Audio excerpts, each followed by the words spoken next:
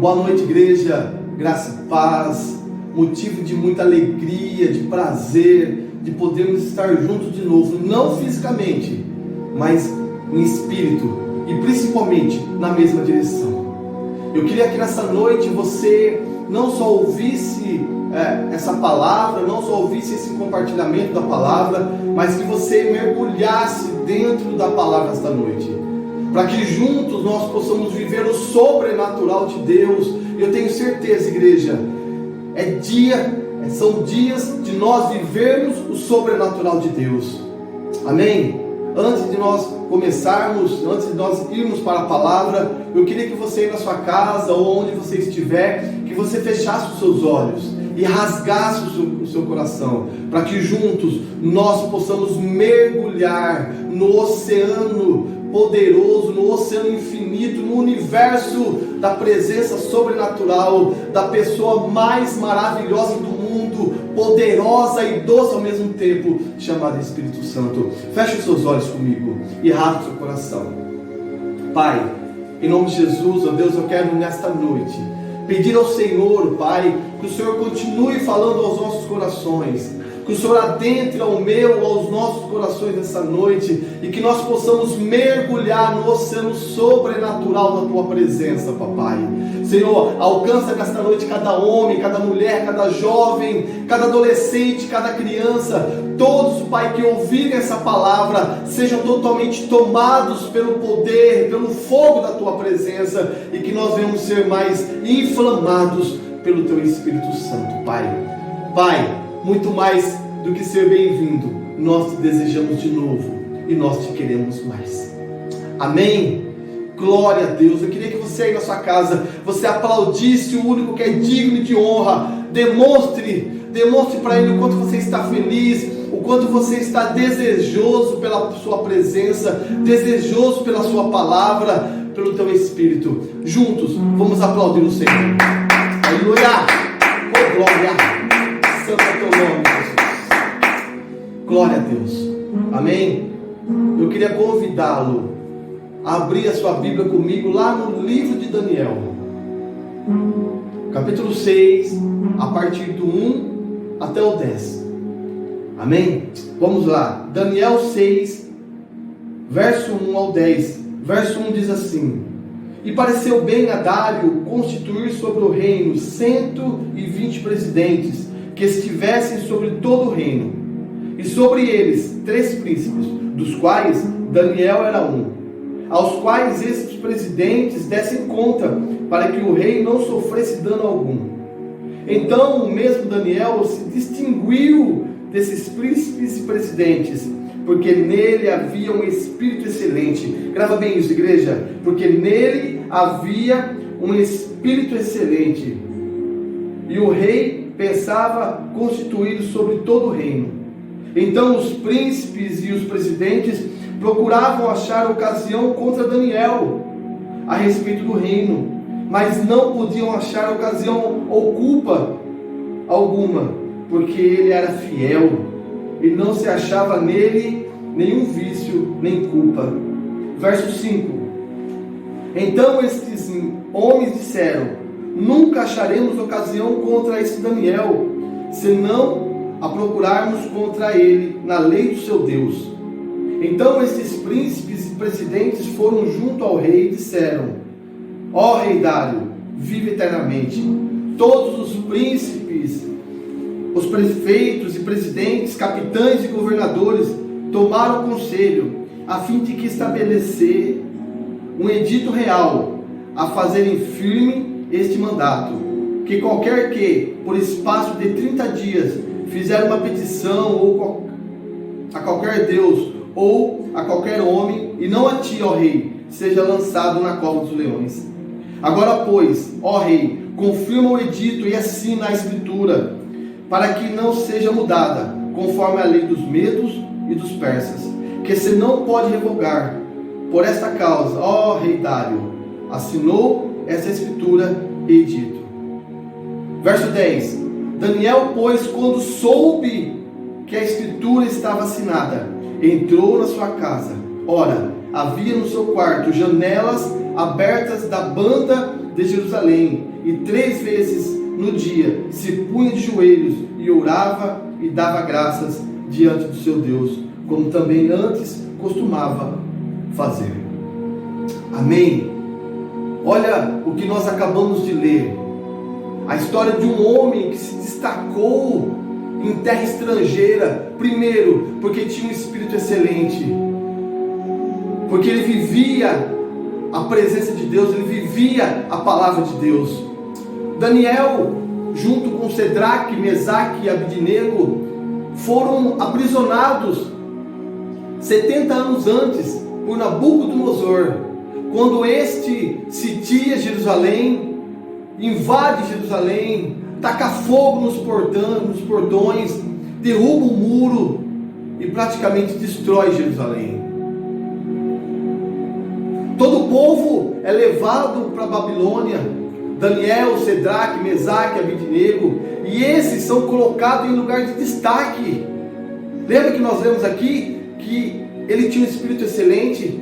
E Deus coloca esses lá na terra estrangeira em lugar de destaque. Daniel, junto com Cedraque, Mesaque e Abidnego, eles estão na liderança da Babilônia. Eles são homens de confiança de Nabucodonosor. Olha só o que Deus faz. Mesmo na situação adversa, Deus nos coloca em destaque, em posição de destaque. Não importa qual seja a situação que você está vivendo, não importa qual seja a situação que o Brasil e o mundo está vivendo, se nós formos fiéis a Deus, Deus nos colocará em posição de destaque, mesmo na situação adversa. Daniel tinha apenas 18 anos, quando é levado preso. Ele poderia se descabelar, ele poderia ficar correndo de um lado para o outro. Não, mas o que ele faz? Ele se posiciona na presença de Deus. Ele se posiciona na direção que Deus o coloca. Ele se posiciona firme na presença de Deus.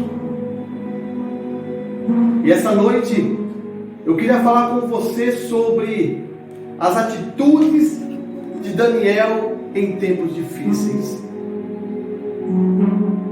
Mas eu queria que você trouxesse para você essa palavra.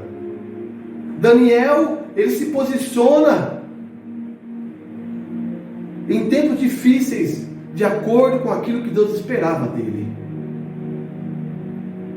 E nós também, nessa geração, nós precisamos ter as atitudes que Daniel teve naquele momento difícil. Qual é a situação que você tem vivido na sua casa, meu irmão, minha irmã?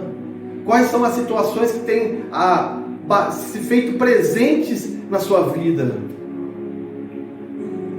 Quais são as atitudes que você vai tomar na sua vida e na sua família? Quais são as atitudes que a igreja brasileira ela vai tomar em meio a esse momento difícil que o mundo está vivendo?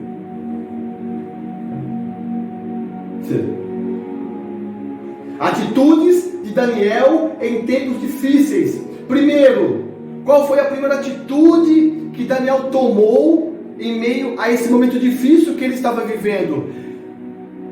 Perseguição, acusação, perigo de morte. Os homens, os inimigos, eu não falo só os inimigos de Daniel, mas os inimigos de Deus, queriam matar o homem de Deus. Armaram uma arapuca, armaram uma situação para que Daniel caísse, e não pelo erro, mas pela verdade que Daniel vivia. Daniel não conseguia viver sem Deus. Daniel não conseguia sair da sua casa sem antes se prostrar diante de Deus. Daniel não conseguia comer sem antes agradecer a Deus pelo alimento que Deus o dara. Daniel não conseguia dormir sem antes agradecer a Deus por mais um dia de vitória, por mais um dia de bênção, por mais um dia vivido. Ele não conseguia ir para a cama sem demonstrar a Deus a sua gratidão. A primeira atitude que Daniel tem quando ele fica sabendo, lá no verso 10, que o rei assinou o edito e que era irrevogável, qual é a primeira atitude que Daniel tem? É essa: ele traz à memória quem é Deus na sua vida. E algo me chamou muita atenção, sabe? É que não foi lá no momento difícil que Daniel ele conheceu a Deus. Não! Não foi lá no momento difícil, no momento de morte, risco de morte, aonde Daniel ele conhece a Deus. Não! Daniel conhece a Deus antes. Por isso ele traz a memória de quem era Deus na vida dele. Olha o que diz lá em Lamentações, capítulo 3, do 21 ao 24. Preste atenção. Quero trazer à memória o que me pode dar esperança.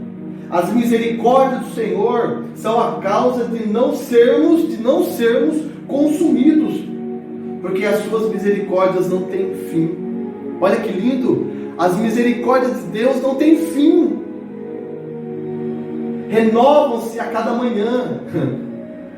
Grande é a tua fidelidade, ó Deus. A minha porção é o Senhor, diz a minha alma, portanto esperarei nele. Olha o que diz em Lamentações: as misericórdias de Deus se renovam toda manhã, e grande é a fidelidade. Deus é fiel conosco, igreja. Deus tem sido fiel conosco. Deus tem sido fiel com você e com a sua família. Deus tem cuidado de nós todos os dias. Todos os dias nós levantamos, nós respiramos, todos os dias nós trabalhamos, nós vamos ao trabalho, nós voltamos para casa e Deus continua fiel conosco. Deus continua fiel com você. Deus continua na direção da sua vida, da sua casa. Deus está na direção. Deus está na direção. Grave isso que eu estou te falando, igreja. Deus está na direção da sua vida. Deus está na direção da sua casa. Ei, às vezes nós passamos sim por momentos difíceis, como Daniel estava vivendo naquele momento, mas mesmo nessa situação difícil, Deus tem cuidado de nós, Deus tem nos conduzido, Deus tem nos levado, Deus tem nos esquadrinhado os nossos caminhos. Nós não estamos sozinhos. Grave isso no seu coração. Você não está sozinho, meu irmão. Você não está sozinha, minha irmã. Deus tem cuidado de você. Deus tem cuidado dos seus. Ei, varão. Ei, homem. Ei, sacerdote. Deus tem cuidado da sua família. Deus tem cuidado de tudo. Nada pode fugir às mãos, aos olhos, à vontade de Deus. Nada. E muito menos você e sua casa. Meu jovem, você que tem vivido essa dúvida no seu coração: será que Deus tem cuidado de mim? Ei, jovem, você que por muitas vezes tem colocado dúvidas entre o cuidado de Deus e as coisas do mundo, eu quero dizer para você que Deus tem cuidado de você. Sabe por quê? Porque Deus ainda espera que você tome uma decisão. Deus espera que você se posicione como Daniel se posicionou. Um homem que aos 18 anos é levado preso, um jovem com 18 anos que é levado preso e passa a vida, irmãos, vivendo o sobrenatural de Deus, porque ele não estava lá trabalhando como escravo, mas ele estava numa posição de destaque, porque ele colocou Deus em primeiro lugar na sua vida. Ele não se decepcionou com Deus. Ele poderia falar assim: nossa, cadê o Deus do meu pai, o Deus da minha mãe, o Deus que meu pai falava que era o Deus que fazia grandes coisas, era o Deus que fazia proezas, e hoje eu estou preso. Não. O que ele faz? Ele traz a memória de quem era Deus. Eu queria nessa noite, amados de Deus, noiva de Cristo, eu queria que você trouxesse a sua memória quem Deus tem sido na sua vida. Permita o Espírito Santo trazer à sua memória quem Deus tem sido todos os dias na sua vida. Todos os dias Deus tem cuidado de nós.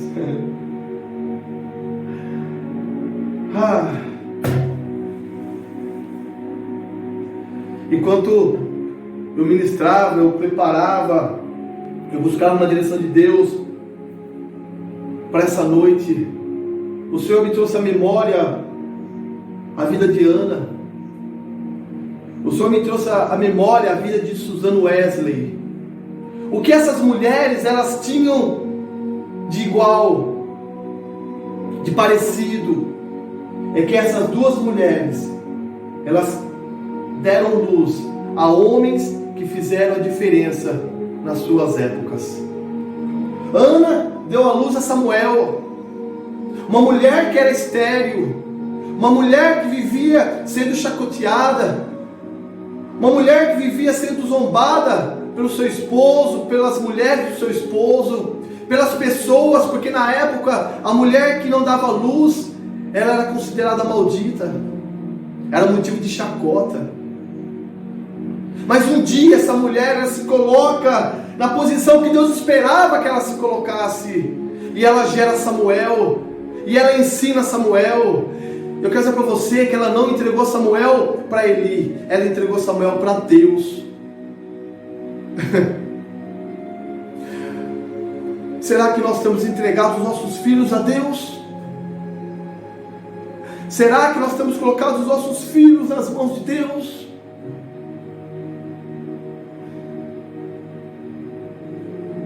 Quantos versículos você leu para o seu filho hoje? Quantos testemunhos você deu para o seu filho hoje de quem era Deus? Quantos hinos você cantou junto com o seu filho hoje? Ou será que o seu filho passou o dia com o celular na mão, assistindo esses youtubers da vida? Ou será que o seu filho passou hoje assistindo desenho? Quantas vezes você falou de Deus para o seu filho hoje? Quando nós falamos de Ana, nós lembramos de Samuel. Quando nós falamos de Susan Wesley, nós lembramos de John Wesley. Ele só se tornou um grande avivalista porque um dia a sua mãe pega a palavra e inculca na sua cabeça e começa a dizer: Deus é o Senhor. E começa a dizer: Deus é o Senhor. Quantas vezes nós dissemos para os nossos filhos hoje: Deus é o Senhor? O seu filho, a sua filha, ela vai ser aquilo que você tem colocado na cabeça deles hoje. Os nossos filhos vão viver aquilo que nós estamos ensinando para eles hoje. Os nossos filhos vão ser aquilo que nós estamos ensinando para eles hoje. O que nós queremos que os nossos filhos sejam, se tornem. Então comece a fazer o que Susan Wesley fez. Comece a fazer o que Ana fez. Comece a fazer o que a mãe de Daniel, Cedraque e Abednego fizeram. Inculca na cabeça do seu filho a palavra de Deus. Quer que seu filho seja bênção? Quer que seu esposo seja bênção? Quer que a sua esposa seja bênção? Quer que seus familiares sejam bênção? Então comece a inculcar na cabeça deles a palavra de Deus. Testemunhe. Testemunhe. Cante hinos. Ore. Deixe transparecer de você a presença de Deus. Porque o dia que chegar, o dia que se apresentar o dia mau, eles vão estar firmes, alicerçados como Daniel estava. Qual foi a primeira atitude que Daniel fez? Trouxe à memória quem era Deus. Nesses momentos difíceis, igreja, traga à memória quem Deus é na sua vida, quem Deus tem sido na sua vida. Segundo,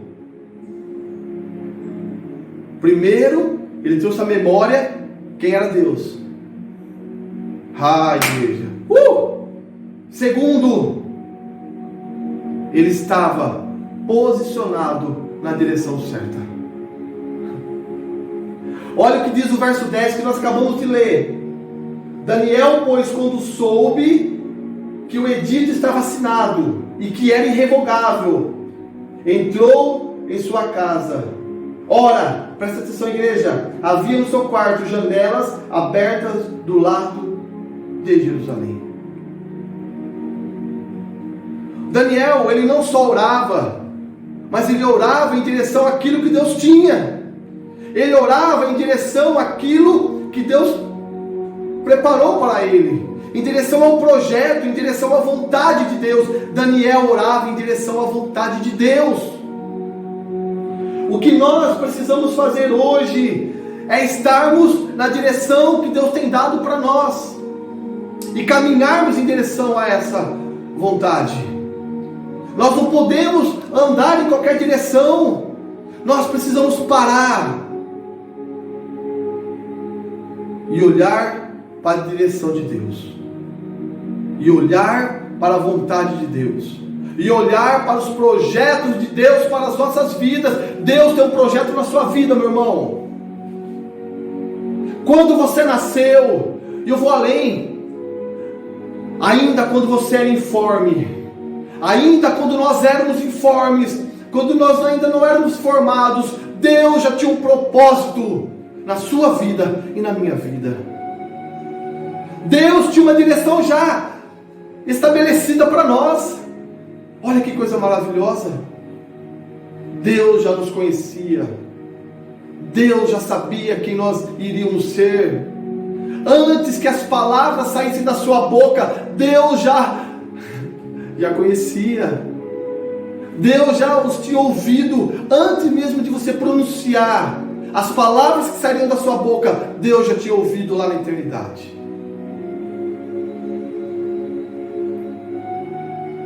Nós não podemos nos desviar da vontade de Deus para as nossas vidas. Nós não podemos virar os nossos rostos para outro lugar que não seja a presença de Deus. Pedro, enquanto olhando para Jesus, ele caminhava sobre as águas. Elias, enquanto focado naquilo que Deus tinha para ele, fogo caía do céu, chuva caía do céu.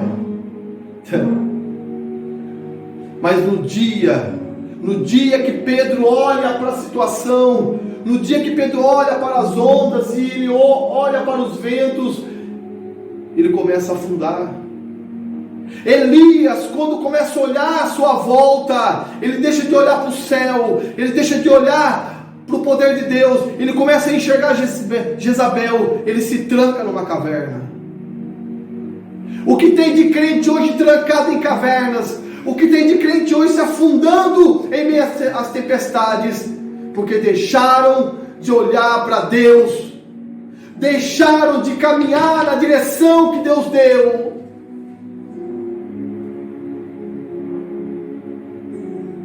Qual a direção que você tem caminhado, meu querido? Qual a direção que você tem caminhado? Eu quero nessa noite te convidar. Volte a caminhar na direção que Deus te deu. Se é cantar, cante. Se é tocar, toque. Se é pregar, pregue. Se é ser testemunho de vida, seja testemunho de vida. Mas não pare de caminhar na direção que Deus te colocou. Traz a memória, meu irmão, quando você começa a pregar. Traz a memória quando você começa a cantar o que Deus tem feito. Pare de olhar para essa situação. Pare de olhar para essa tempestade. Comece, volte, traga a memória, se posicione. Deixa Deus continuar cuidando de você e da sua casa. Deixa Deus continuar cuidando da sua família e dos seus filhos. Os seus filhos são bênçãos. Os seus filhos são projetos de Deus, não só para Salém. É muito mais que isso. É muito mais que isso. Deus quer se manifestar na sua vida e na vida dos seus filhos.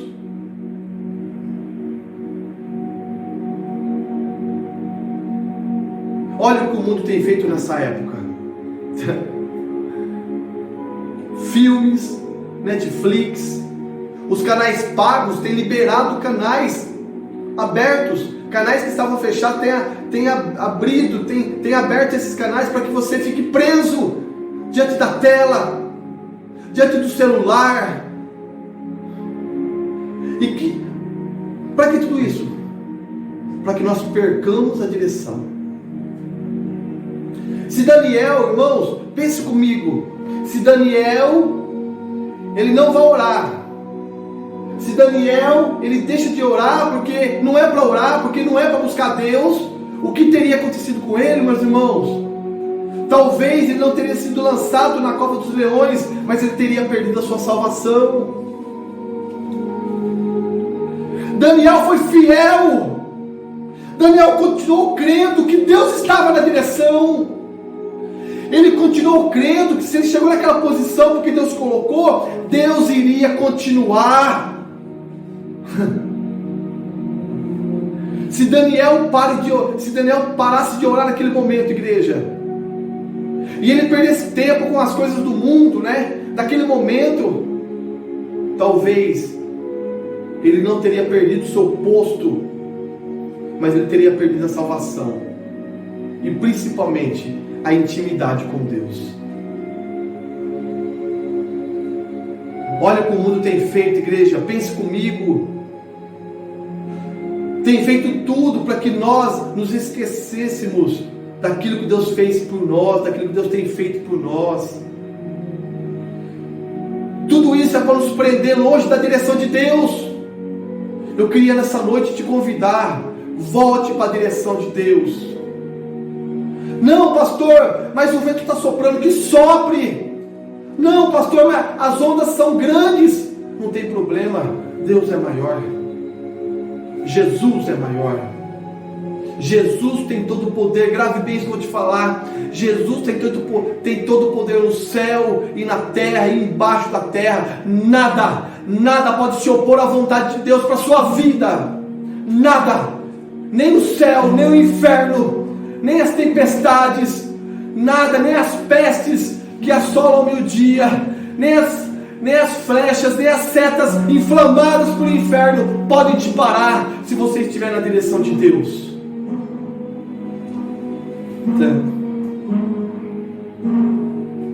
Daniel continuou na direção que Deus deu para ele. Daniel não parou, não desistiu. Daniel não murmurou. Daniel continuou. E eu quero nesta noite te convidar. Vamos continuar firmes. Vamos continuar firmes, orando, crendo, clamando, chorando. Vai ter dias que você não vai conseguir falar. Chore. Vai ter dias que as palavras não vão conseguir expressar o que está no seu coração, mas deixa as lágrimas fazerem isso.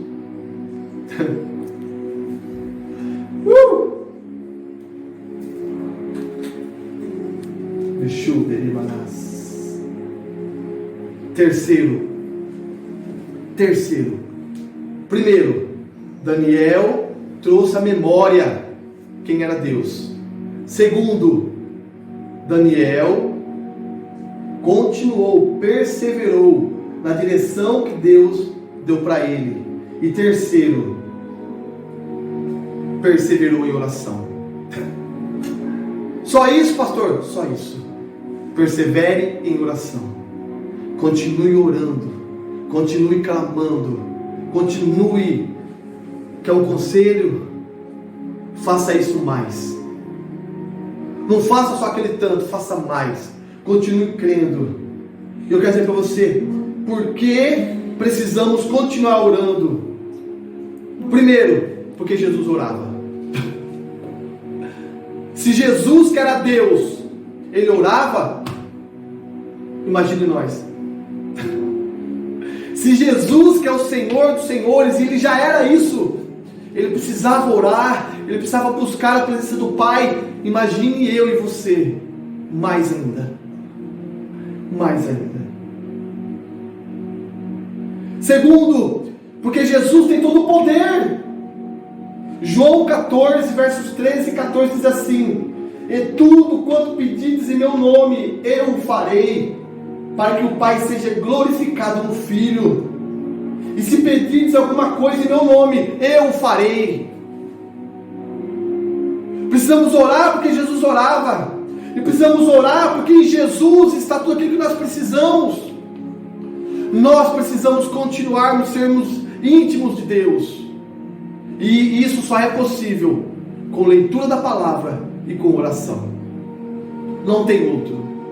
Você pode fazer campanha, você pode vender tudo que você tem, entregar lá no gasofilaço, mas se você não tiver intimidade com Deus, nada disso vai adiantar. Você precisa ofertar, você precisa devolver o dízimo, porque é bíblico, né? E existem algumas pessoas que dizem, não, é Antigo Testamento, beleza, vamos rasgar o Salmo 23, o Salmo 91, vamos rasgar o livro de Gênesis, é Antigo Testamento. Nós precisamos sim ofertar a Deus, nós precisamos sim devolver os dízimos, porque quando nós fazemos isso, nós estamos declarando que tudo que nós temos é dele. E sabe o que ele vai fazer? Ele vai declarar que tudo que tem no céu é seu também. Porque precisamos orar para sermos curados. Você precisa de cura física, você precisa de cura na alma. Ore a Deus. Irmãos, o que tem de pessoas se escondendo atrás das doenças, das enfermidades, dizendo, eu sou um coitadinho. O que tem de pessoas se escondendo atrás de uma depressão, dizendo, você pode, meu irmão, você pode, minha irmã, é só orar. Busque Deus em oração, busque Deus em clamor. Olha o que eu disse agora de pouco. Se você não conseguir falar, chore. Se você não conseguir expressar com palavras, permita que as lágrimas que correm do seu rosto fale por você. Mas não deixe de orar para sermos curados. Amém? Olha o que diz lá em Tiago 5,16. Portanto, confessem os seus pecados uns aos outros e orem uns pelos outros para serem curados. Olha o que acontece quando eu oro pelo meu irmão. Olha o que acontece quando eu oro pela igreja, quando eu oro pelas pessoas, quando eu oro pelas pessoas que estão no mundo. Eu sou curado. Talvez, meu irmão, talvez minha irmã, essa doença, essa enfermidade não foi embora porque você não tem orado pelas pessoas, porque você não tem estado junto com os irmãos em oração. Não sou eu que estou falando, não é o Carlos que está falando, mas é a Bíblia. Tiago 5,16. Portanto, confessem os seus pecados uns aos outros e orem uns pelos outros para serem curados. É a Bíblia que está dizendo. Talvez, meu irmão, existam algumas situações na sua vida que insistem em ficar, porque você não tem orado junto com seus irmãos, porque você não tem orado junto com a sua esposa, junto com seus filhos. Por que que a igreja de Atos, ela permanecia junta em oração, unânimes, firmes, num só propósito, na mesma direção? Por que que a igreja de Atos prevaleceu a perseguição? Por que, igreja?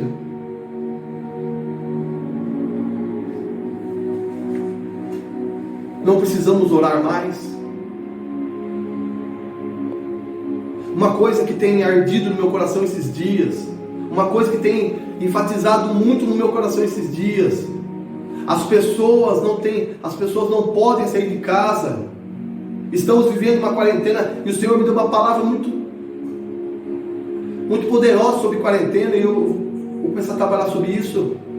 As pessoas estão em quarentena e as pessoas não saem de casa para nada, ou teoricamente não saem, mas a gente olha os mercados lotados de pessoas. Esses dias eu desci na 15 e a 15 lotada de pessoas. O que nós precisamos fazer é orar mais. Daniel não deixou de orar.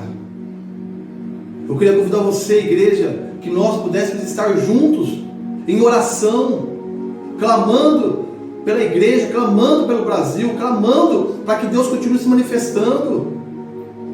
E olha o que Tiago está falando. Nós precisamos estar juntos, orando um pelos outros, clamando a Deus juntos, porque juntos nós somos mais fortes.